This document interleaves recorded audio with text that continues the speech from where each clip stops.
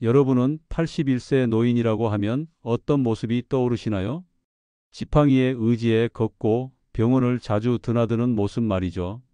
하지만 지금도 매일 아침 7시에 진료실에 앉아 환자들을 맞이하고 주말엔 한강을 따라 3km씩 걷는 81세가 있다면 믿으시겠습니까? 저는 심장내과 전문의 박건우입니다. 53년 넘게 7,000명 이상의 심장마비 환자들과 함께해 왔습니다. 그 중에서 가장 기억에 남는 환자가 있습니다. 혼자 계신 상황에서 심장마비가 왔는데도 올바른 대처법으로 생명을 구하신 분이죠. 하지만 인터넷에는 잘못된 심장마비 대처법들이 너무 많습니다. 특히 위험한 자가처치법들이 마치 생명을 구하는 방법인 것처럼 퍼져 있어서 오히려 더 큰 위험을 만들고 있습니다. 오늘은 미국 심장협회와 대한심장학회에서 공식적으로 인정하는 검증된 방법들만 알려드리겠습니다. 혼자 있을 때 심장마비가 와도 당황하지 않고 생명을 구할 수 있는 진짜 방법들 지금부터 함께 배워보시죠.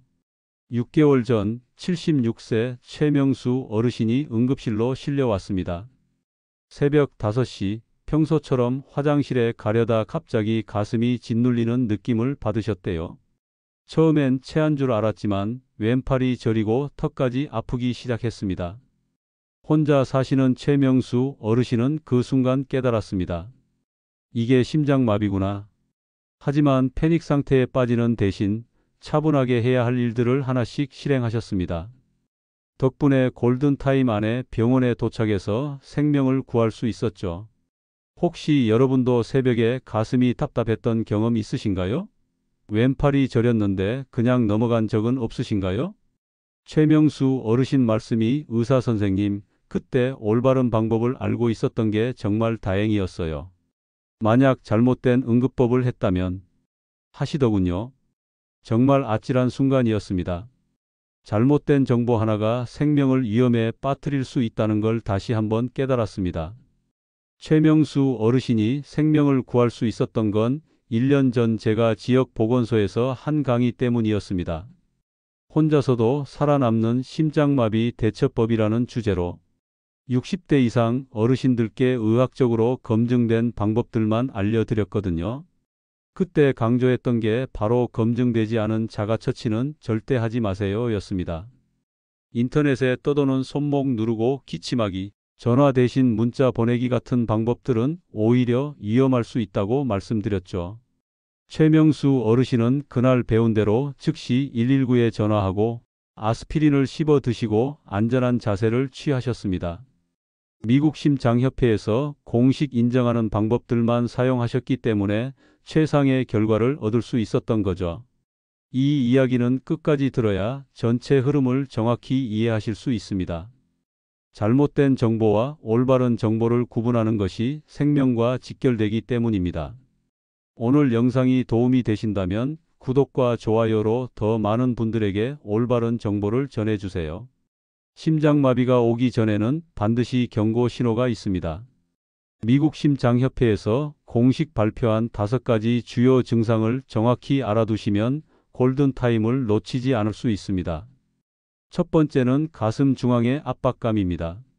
많은 분들이 코끼리가 가슴에 올라앉은 것 같다고 표현하시죠. 단순한 답답함이 아니라 무언가 무거운 것이 짓누르는 느낌입니다. 72세 김영호 어르신은 가슴을 누군가 주먹으로 꽉 쥐고 있는 것 같았다고 하셨어요. 두 번째는 왼팔과 턱, 목으로 퍼지는 통증입니다. 특히 여성분들은 가슴보다 턱 통증으로 시작되는 경우가 많습니다. 이때 중요한 건 목 디스크나 어깨 결림으로 오해하기 쉽다는 점이죠. 68세 박순자 어르신도 처음엔 목이 뻣뻣해서 그런가 보다 하고 넘어갈 뻔했다고 하셨습니다. 세 번째는 이유 없는 극심한 피로감입니다. 아무 일도 하지 않았는데 갑자기 온몸에 힘이 빠지는 느낌이죠. 이건 심장이 제대로 피를 공급하지 못해서 나타나는 증상입니다. 네 번째는 숨참과 식은땀입니다. 계단을 오르지도 않았는데 숨이 차고 선풍기를 틀어도 식은땀이 날 정도라면 의심해 보셔야 합니다. 다섯 번째는 어지럼증과 구토감입니다. 많은 분들이 위장병으로 착각하시는 증상이에요. 74세 이철수 어르신도 속이 메스꺼워서 위장약을 드시려고 했는데 다행히 가슴 답답함도 함께 있어서 병원에 오셨다고 하시더군요. 이 5가지 중 2개 이상이 동시에 나타나면 즉시 의심하셔야 합니다. 특히 60세 이상이시라면 더욱 주의 깊게 관찰하세요. 실행 가능한 팁을 알려드리겠습니다. 평소에 이런 증상들을 메모해 두세요. 냉장고나 화장실 거울에 붙여놓고 자주 확인하시면 됩니다. 그리고 가족들에게도 이 증상들을 알려주세요. 혼자 판단하기 어려울 때 도움이 됩니다. 하지만 조심할 점이 있습니다. 당뇨병이 있으신 분들은 통증을 잘 느끼지 못할 수 있어요. 신경병증 때문이죠. 그래서 당뇨 환자분들은 가슴 압박감이나 숨참 같은 다른 증상들을 더 주의 깊게 살펴보셔야 합니다. 또한 여성분들은 남성과 증상이 다를 수 있다는 점도 기억해 주세요. 심장마비 증상이 나타났을 때 해야 할 일들을 순서대로 말씀드리겠습니다. 모두 미국 심장협회와 대한심장학회에서 공식 인정하는 방법들입니다. 가장 먼저 할 일은 즉시 119에 전화하는 것입니다. 문자가 아닙니다. 반드시 음성으로 신고하세요. 서울 강남구 압구정동 123번지 아파트 1205호 81세 남성 심장마비 증상입니다.처럼 위치와 나이, 증상을 명확히 말씀하세요. 78세 정미경 어르신은 처음엔 문자를 보내려고 했는데 다행히 전화로 신고해서 빨리 구조받을 수 있었다고 하셨어요. 2번째는 아스피린 100mg을 씹어서 드시는 것입니다. 삼키지 마시고 꼭 씹어서 드세요. 혈전을 녹이는 효과가 훨씬 빠릅니다. 이것은 의학적으로 확실히 검증된 방법입니다. 단, 아스피린 알레르기가 있거나 위궤양이 심하신 분들은 생략하세요. 3번째는 안전한 곳에 앉는 것입니다. 바닥이 아니라 등받이가 있는 의자에 앉으세요. 쓰러질 위험을 줄이고 심장 부담을 덜어줍니다. 가능하다면 상체를 약간 일으켜 세우는 자세가 좋습니다. 4번째는 문을 열어두는 것입니다. 구급대원들이 들어올 수 있도록 현관문을 열어두시고 아파트 비밀번호가 있다면 종이에 써서 문에 붙여주세요. 작은 배려가 생명을 구할 수 있습니다. 5번째는 가족에게 연락하는 것입니다. 하지만 긴 통화는 하지 마세요. 간단한 문자로 심장마비 증상으로 119 신고했음, 영병원으로 갈 예정이라고만 보내세요. 6번째는 올바른 호흡을 하는 것입니다. 4초 동안 코로 숨을 들이마시고 6초 동안 입으로 천천히 내쉬세요.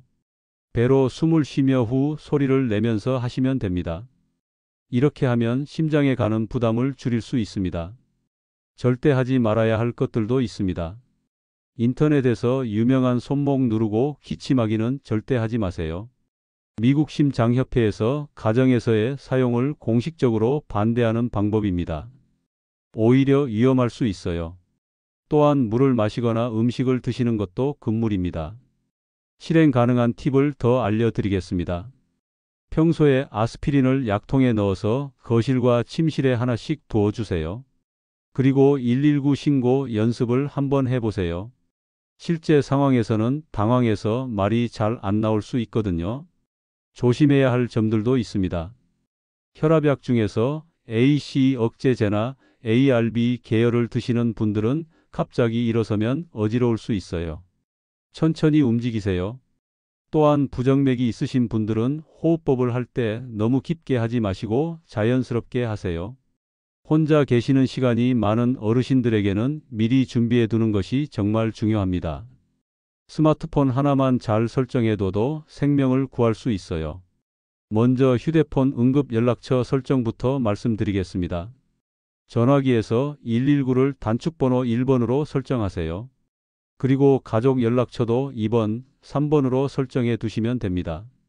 75세 김정순 어르신은 평소에 설정해뒀던 덕분에 떨리는 손으로도 쉽게 전화할 수 있었다고 하셨어요. 잠금 화면에 의료 정보를 입력하는 것도 중요합니다.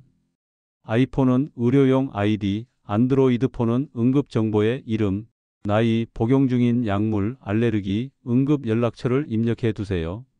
의식을 잃었을 때 의료진이 확인할 수 있습니다. 집안 환경도 미리 준비해 두어야 합니다. 냉장고에 응급 대처법을 적은 종이를 붙여두세요. 큰 글씨로 119 신고, 아스피린 씹기, 의자에 앉기, 문 열기, 가족 문자 순서로 써두시면 됩니다. 응급 상황에서는 평소 알던 것도 기억이 안 날 수 있거든요. 아스피린은 거실과 침실에 각각 하나씩 두어주세요. 작은 약통에 넣어서 심장응급용이라고 라벨을 붙여두시면 됩니다. 73세 박영수 어르신은 침실에 둔 아스피린 덕분에 빨리 처치할 수 있었다고 하셨어요.